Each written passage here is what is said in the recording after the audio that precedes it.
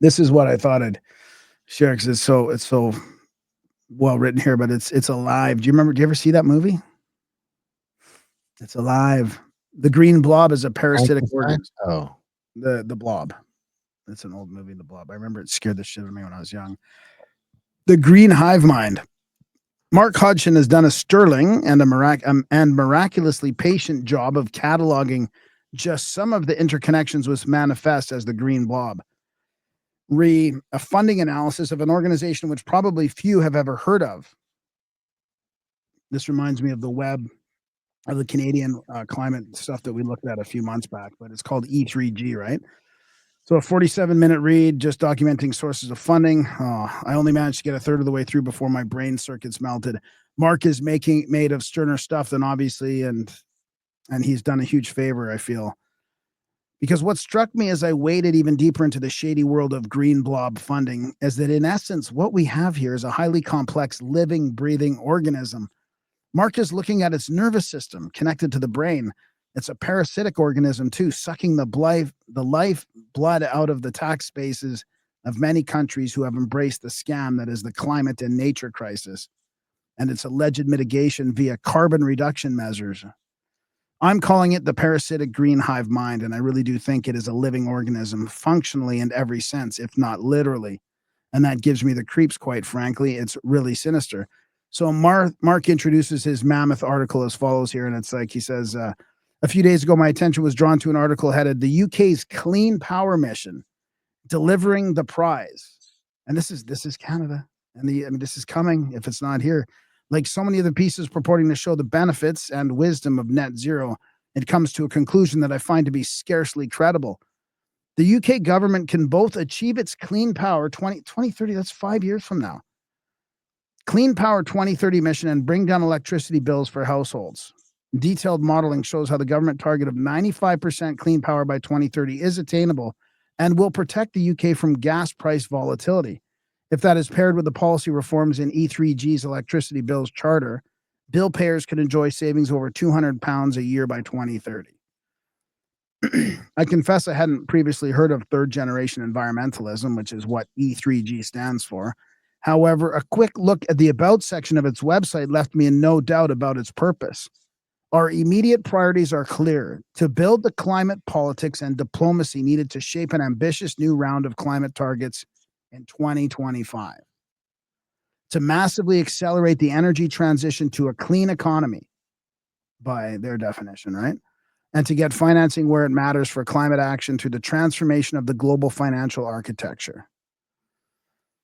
Having established that organization is one that would inevitably produce a hopelessly optimistic report about the current UK government's even more hopelessly optimistic energy targets, I then did what I always do in these cases. I looked at the section of the website which tells me about their funders. They have been in existence for 20 years and have at least 150 staff. So they must be well funded. And while the section of their website listed funders that doesn't make us privy to the sums received from each, it's a list of funders that we skeptics who do what we do for nothing could only dream of. 68 funders are listed. So many of the familiar names are there that it reads a bit like the intermarried royal families of 19th century Europe.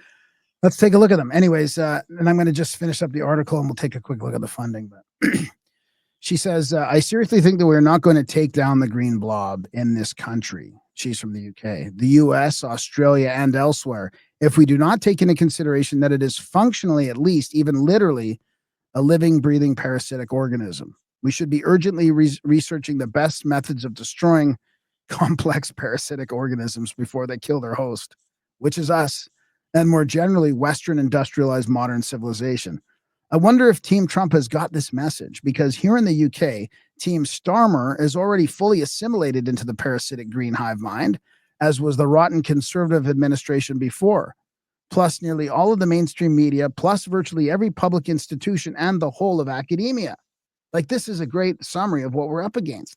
And we have the guy that's from the UK and from Canada and from WEF, that's wife is tied up in all this stuff. He's over here now to lead the charge with Canada here against, the US with I'm sure with UK and all the other European nations that are all on board of this. So let me just quickly go through the funding things here. Look at the section of the website about the funders.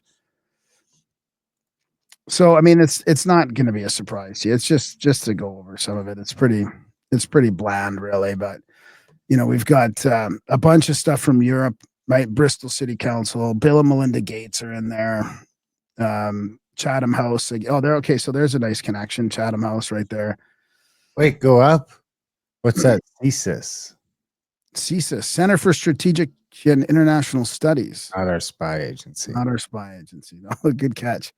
Children's Investment Fund Foundation. Hey, there's us. Environment and Climate Change Canada. Thanks, guys. There's our tax money going to you. And that's a bunch of UK departments here, European stuff, like official, right? I mean, these are the taxpayers, I'm sure, from Europe and everywhere else getting hosed for this bullshit stuff, right? So they can cherry pick what industry they want to pump their money behind. Open Society Foundations, Oak Foundation. So there's some nice ones. Thanks, Soros. Rockefeller Foundation. I mean, so all the big ones are here, and all the Wellspring, WWF, World Resources Institute. So yeah, pretty I don't know. I think it's something we got to pay attention to. It's going to come fast. We thought, after COVID, we thought, this climate change stuff's never going to fly. They told us they were going to transition to climate change. Everybody's like, there's no way. Here we are. So anyway,